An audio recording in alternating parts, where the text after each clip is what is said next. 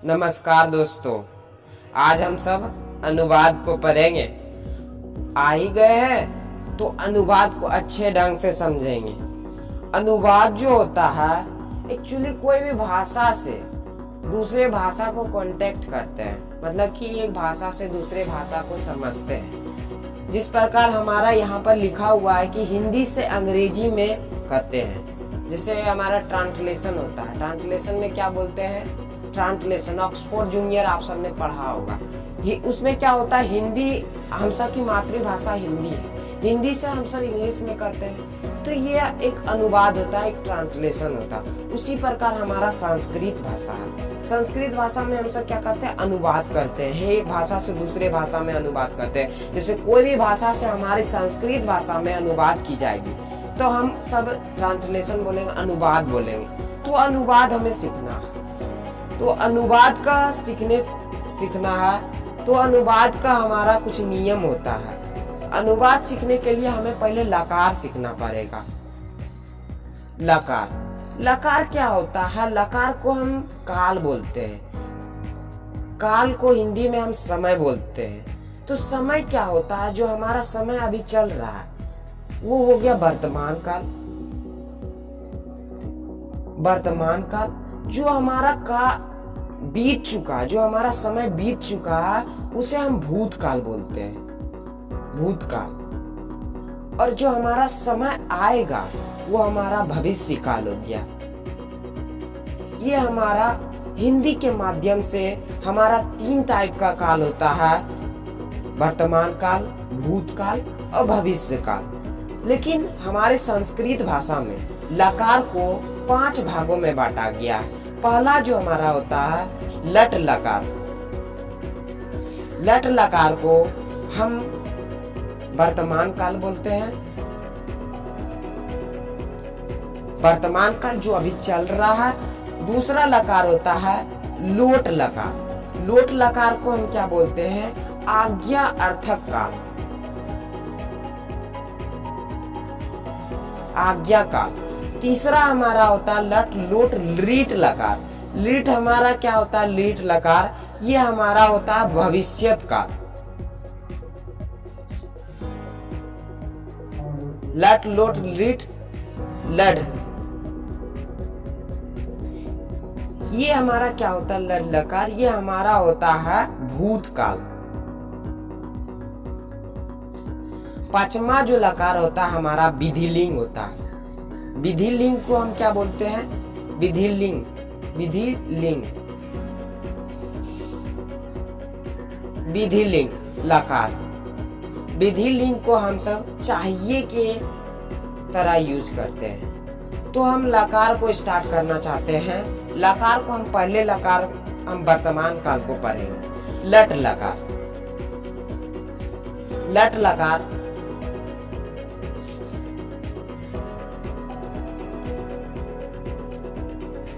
लट लकार वर्तमान काल। तो लट लकार वर्तमान काल, कोई भी समय, कोई भी क्रिया अगर हमारे वर्तमान में हो रही है, अभी हो रही, जस्ट हो रही है, तो हम लट लकार का प्रयोग करेंगे। जैसे हम सब मान लेते हैं राम खाता है, तो राम क्या कर रहा है? खाने का काम कर रहा है, अभी तो क्रिया हो रही है, तो लट लकार का प्रयोग होगा। जैसे सीता घर जाती है, लट लकार हमारा वर्तमान काल। यहाँ घर जा रही है, जाती है तो जा रही है, हमारा वर्तमान काल हो गया। वर्तमान में क्रिया हो रही तो वर्तमान काल में लगा। कोई भी लकार को पहचानना क्रिया से होता है। जैसे हमारा क्रिया वर्तमान में हो रही है तो लट लकार होगा। अगर क्रिया हमारे भविष्य काल में हो रही है तो भविष्य काल होगा, लीट लकार होगा। तो लट लकार हम संस्कृत भाषा में पठ धातु जो हमारा पढ़ना का जो हमारा मूल शब्द होता है पठ होता है। तो पठ धातु से हम लट लकार को पढ़ेंगे। लट लकार वर्तमान काल को पढ़ेंगे। तो लट लकार को हम सब पढ़ने के लिए जो हमारा होता है एक वचन, हमको वचन पढ़ना पड़ेगा। तो वचन होता है, एक वचन होता है, एक वचन, द्विवचन होता है, बहुवचन होता है।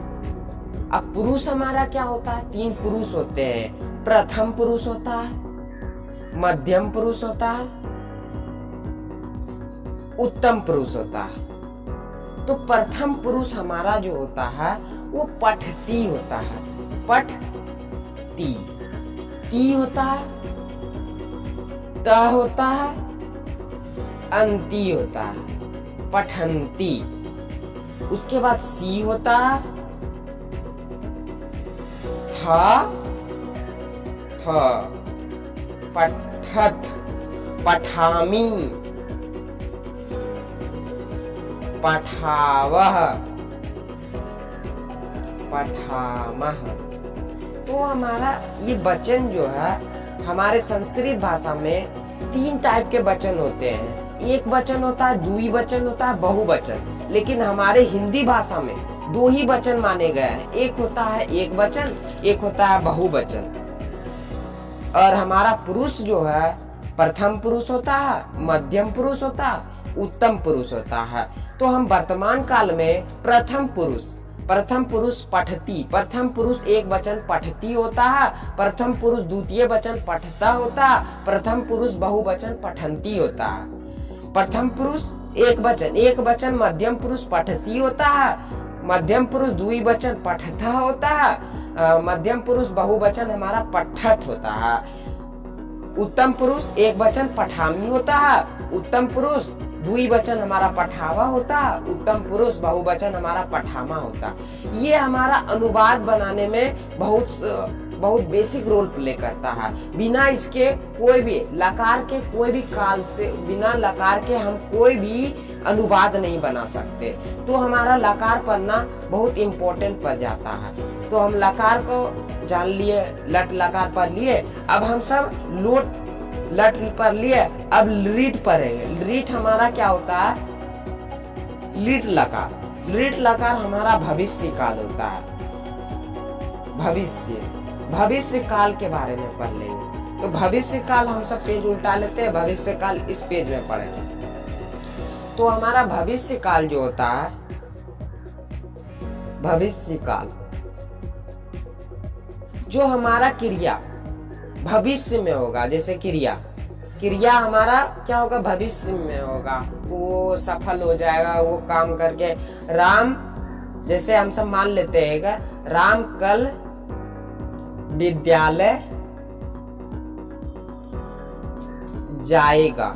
इसमें क्या है कि भविष्य के बारे में वर्णन किया गया है कि राम कल विद्यालय जाएगा। तो भविष्य काल में हम क्या बोलते हैं, तो इसको हम लीट लकार बोलते हैं। तो लीट लकार का हम सब पढ़ लेते हैं। पट धातु के योग में हम सब पढ़ेंगे। तो हमारा क्या क्या पढ़े थे, एक वचन पढ़े थे, एक वचन, द्विवचन पढ़े थे, द्विवचन, एक होता बहुवचन, बहुवचन। तो हमारा प्रथम पुरुष, मध्यम पुरुष,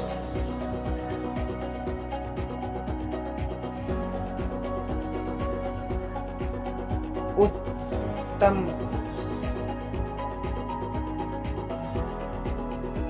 प्रथम पुरुष एक वचन में जो हमारा होता है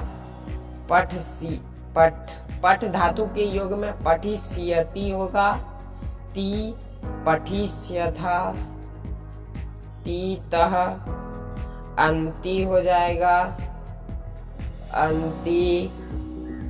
उसके बाद सी, था,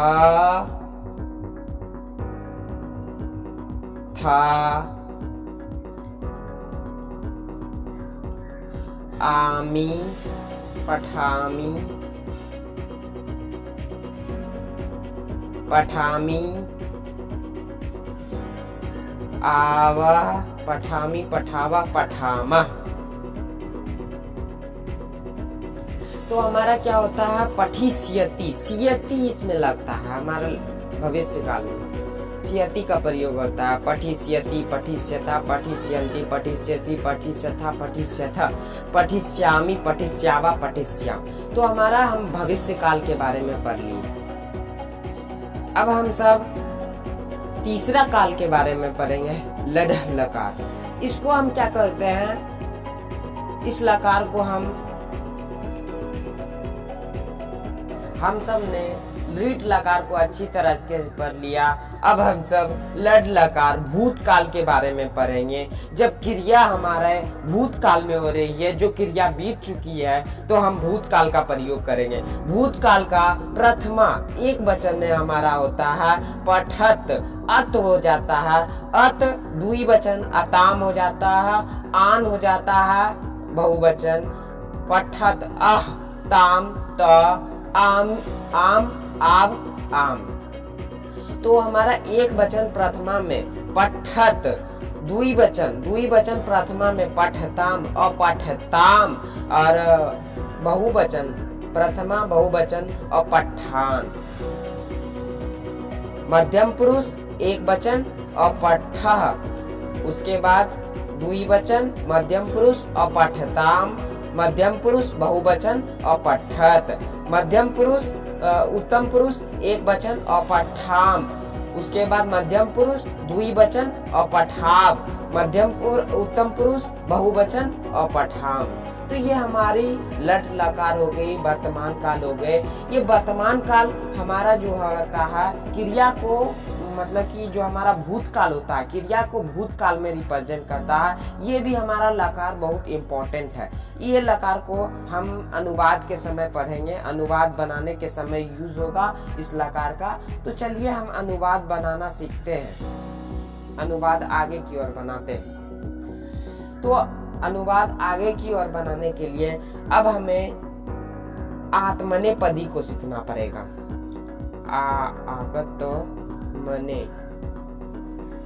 आत्मनेपदी, आत्मनेपदी को सीखना पड़ेगा। तो आत्मनेपदी क्या होता है, जो हमारा आत्मनेपदी हमारा एक वचन होता है, एक वचन, द्विवचन होता है, बहुवचन होता है।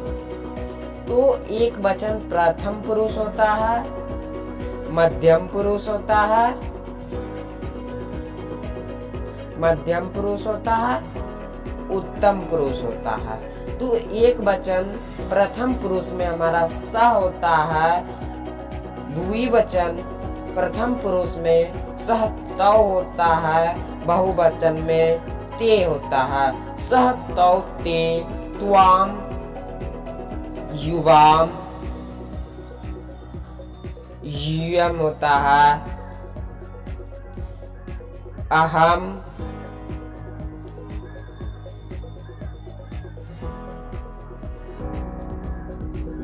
आवाम, वयम।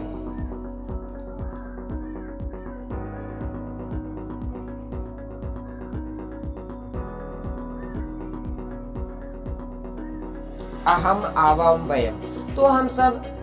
तो हम लोग इसका हिंदी जानेंगे, तो हिंदी जान के और इसे अनुवाद में प्रयोग करेंगे। सह मतलब क्या होता है, सह मतलब वह होता है, और ते मतलब क्या होता है, वे दोनों होते हैं, वे दोनों। ते मतलब क्या होता है, वे लोग होते हैं। त्वाम मतलब क्या होता है, तुम होता है, तुम। युवाम मतलब क्या होता है, तुम दोनों होता है। युवम मतलब क्या होता है, तुम लोग होता है। अहम मतलब हम होते हैं, हम लोग होते हैं। और वयम मतलब क्या होता है, वे दोनों हम सब पढ़ लिए। तो हम दोनों होता है। और वयम मतलब क्या होता है, हम लोग होता है, हम लोग। हम सब ने आत्मनेपदी को भी अच्छी तरह से पढ़ लिया। तो हमारा प्रथम पुरुष एक वचन में स होता है, प्रथम पुरुष द्वितीय वचन में ते होता है, ते होता है, अब बहुवचन में ते होता है, सह तौ ते होता है। मध्यम पुरुष हमारा एक वचन त्वाम होता है, मध्यम पुरुष द्विवचन में हमारा युवाम होता है, मध्यम पुरुष बहुवचन में हमारा क्यों होता है, यूयम होता है। उत्तम पुरुष की बात करें, उत्तम पुरुष एक वचन में हमारा अहम होता है, उत्तम पुरुष द्विवचन में हमारा आवाम होता है, उत्तम पुरुष बहुवचन में हमारा क्या होता है, वयम होता है। इसका हिंदी भी हम सब सीख लिए। ये जो आत्मनेपदी है हमारा अनुवाद में एक मेन रोल प्ले करता है। ये हमारे मतलब कि कर्ता और क्रिया, कोई भी अनुवाद बनाने के लिए कर्ता और क्रिया मस्ट बी राइट, कर्ता और क्रिया हमेशा सही होना चाहिए, तब हमारा कोई भी अनुवाद राइट होता है। तो आत्मनेपदी को हम सब ने जान लिया। अब हम सबको शब्द रूप सीखना पड़ेगा, शब्द रूप सीखना पड़ेगा। तो शब्द रूप हम सब बालक शब्द रूप को याद कर लेंगे और बालक शब्द रूप के तहत हम सब अनुवाद को बनाएंगे। तो बालक शब्द रूप जो हमारा बालक शब्द रूप होता है, शब्द रूप, तो बालक शब्द रूप एक वचन होता है, द्विवचन, बहुवचन, एक वचन, द्विवचन और बहुवचन। ये हमारा होता है प्रथमा होता है, यहाँ हम प्रथमा लिख लेते हैं। ये हमारा द्वितीया होता है, द्वितीया होता है, तृतीया होता है, चतुर्थी होती है, पंचमी होती है, षष्ठी विभक्ति, सप्तमी और एक होता है संबोधन। तो हम बालक शब्द रूप को लिखेंगे। तो हमारा प्रथमा में हमारा क्या हो जाएगा, बालकः, प्रथमा में हमारा बालकः हो जाएगा, द्वितीया में बालकः, बालकः,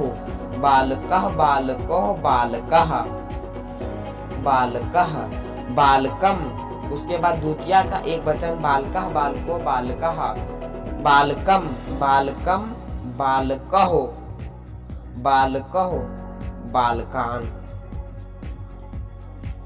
बालकान। उसके बाद तृतीया के एक वचन में बालकेन हो जाएगा, बालकेन, बालकाभ्याम, बालकेभ्य, तो बालकाय,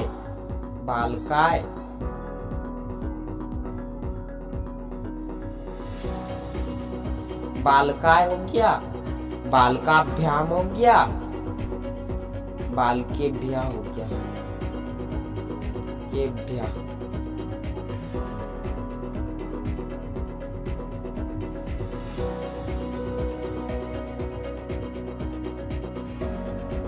बालकेभ्य हो गया। तो पंचमी में हमारा बालकात हो जाएगा, पंचमी एक वचन बालकात हो गया। पंचमी बहुवचन में हमारा, द्विवचन में हमारा बालकेभ्यम, बालकः, बालको, बालकः, बालकम, बालको, बालकान, बालकेन, बालकेभ्यम, बालकेभ, बालकाय, बालकेभ्यम, बालके, बालकात, बालकेभ्यम,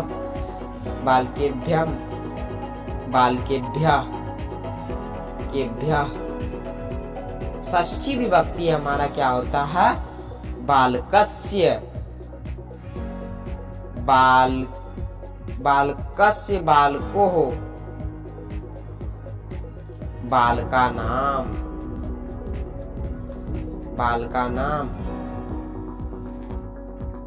बालके, बालकयो, बालके,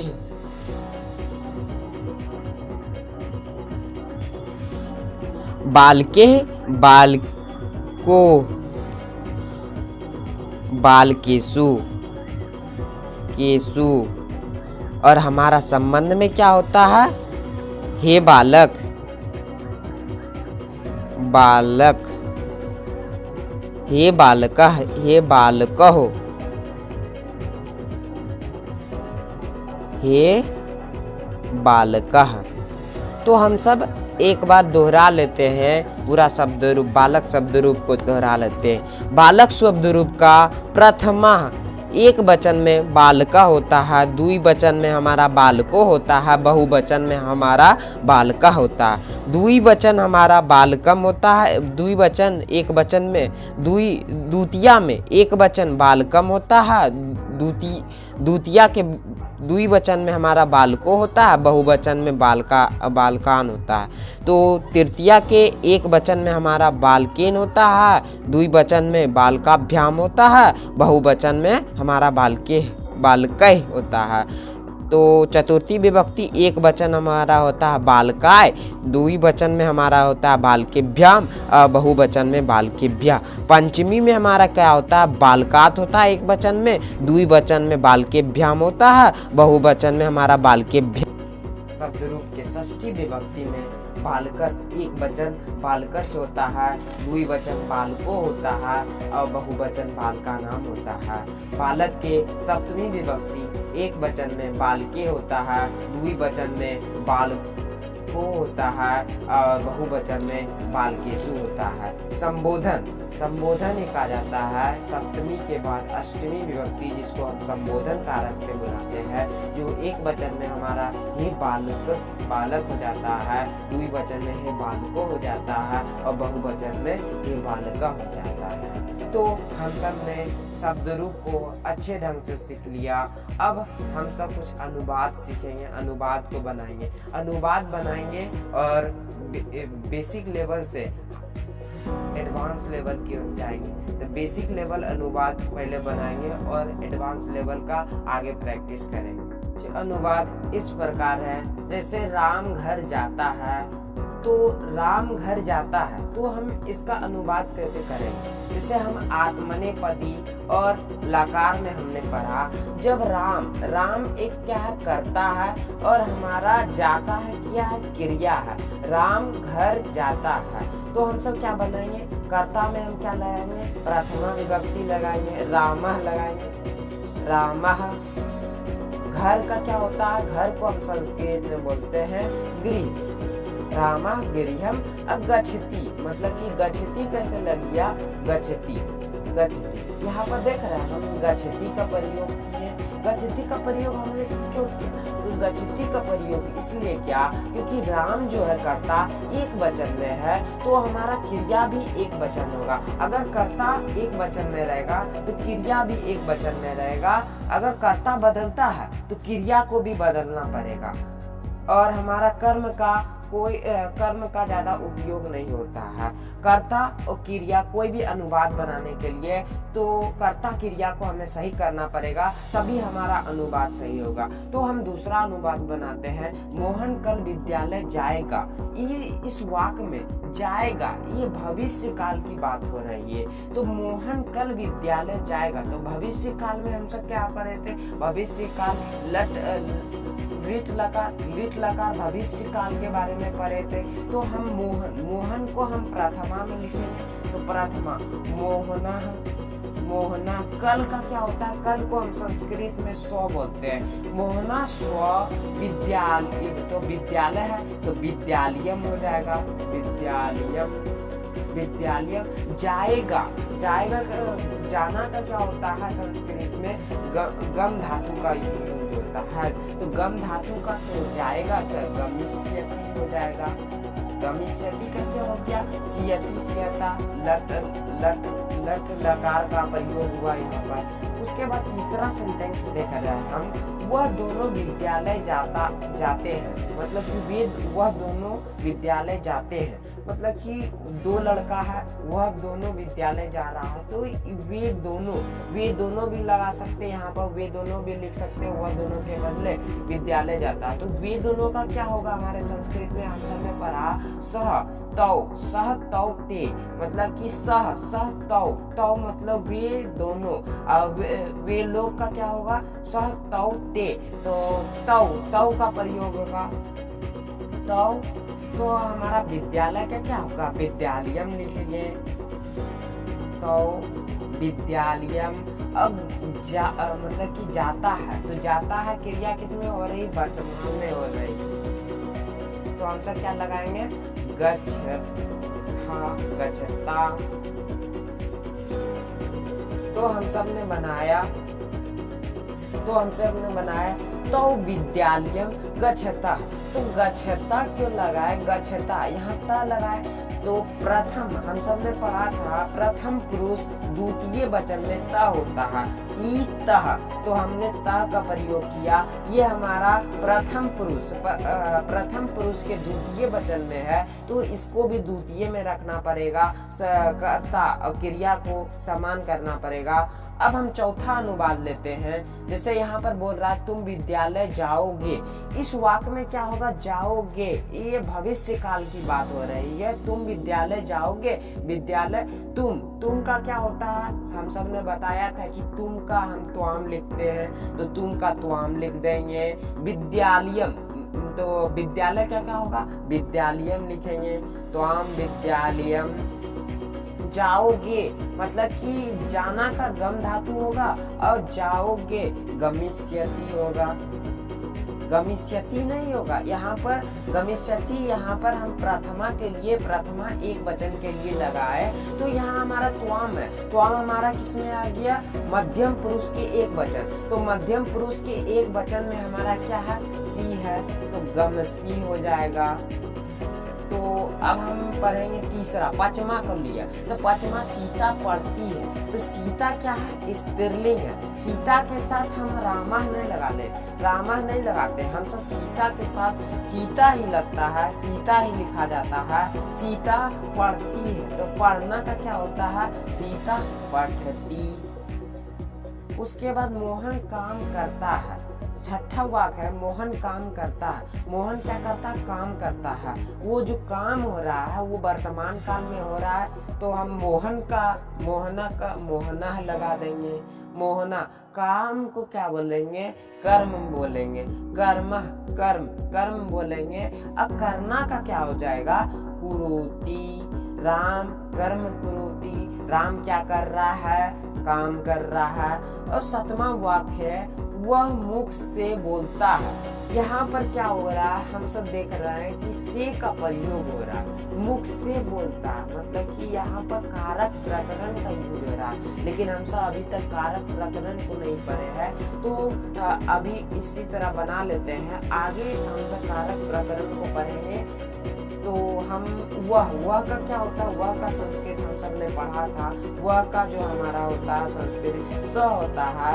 मुख का क्या होता है, मुख से, तो हम सब ने से यहाँ पर क्या होता है, कर्ता ने कर्म को कर्म से। तो तृतीया के एक वचन, तृतीया एक वचन में हमारा क्या होगा, मुखेन। और बोलना का क्या हो गया, तो बदती हो जाएगा, बदती। तो मुखेन बदती। उसके बाद हमारा आठवां वाक्य है गंगा हिमालय से निकलती है। इसमें भी वो देख रहे हैं कि गंगा हिमालय से निकलती, ये यहाँ पर पंचमी आपादान का बात हो रहा है कि यहाँ से गंगा निकलती है, गंगा हिमालय से निकलती है। गंगा, तो गंगा का क्या होगा, संस्कृत में गंगा लिख देंगे। जैसे हम सब सीता का लिखे तो सीता का सीता ही लिख दिए, गंगा स्त्रीलिंग है तो गंगा का गंगा लिख दिए। हिमालय से, तो हिमालय से मतलब कि निकल रही है, तो हिमालयात होगा, ऐसे हिमालयात क्यों हो गया यहाँ पर, हिमालयात हमारा देखेंगे यहाँ पर हिमालय से, कर्ता ने कर्म को कर्म से संप्रदान के लिए संप्रदान, आपादान से, आपादान हो रहा है, आपादान से तो आपादान हो रहा है। आपादान हमारी पंचमी विभक्ति, तो बालक शब्द रूप के पंचमी विभक्ति एक वचन में हमारा हिमालय, तो बालकात होता है, तो हम सब यहाँ पर हिमालयात का प्रयोग किए। निकलना का निसरती, तो ये हमारा अनुवाद लेंगे। अब हम नम्मा का लेंगे, नम्मा अनुवाद करेंगे। गंगा एक पवित्र नदी है, तो हम सब कैसे बनाएंगे, गंगा का स्त्रीलिंग हम सब गंगा डायरेक्ट लिख देना, कंसा गा का गा, गंगा लिख दिए।